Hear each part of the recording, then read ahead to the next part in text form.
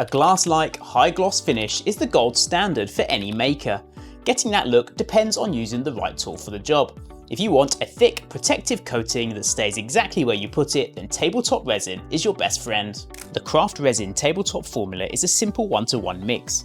It has a high viscosity, which means it's thick. This formula is built to last, with heat resistance up to 200 degrees Fahrenheit. We also added advanced UV stabilizers so your work stays crystal clear instead of yellowing over time, because nobody's asking for vintage amber on day 2. It sits on the surface and levels out perfectly at exactly 3mm. This is the ultimate finish for countertops, bar tops or artwork. The thick consistency is a huge win because the resin stays put. It domes perfectly at the edges instead of running off and making a mess on your floor. But here is the catch: never use this for moulds.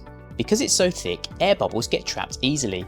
Even worse, the heat builds up way too fast in a deep space.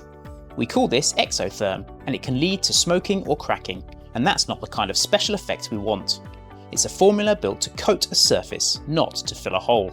The rule the pros follow is simple. If you need a durable, glossy layer about 3mm thick, reach for the tabletop resin.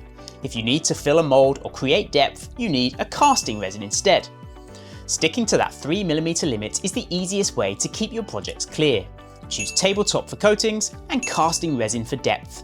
It's the simple switch that guarantees a professional result every single time. If this cleared things up for you, share it with a maker who is still choosing their formula, and let me know in the comments what's the next project getting that high gloss coat. I'm always looking for new ideas for my professional research.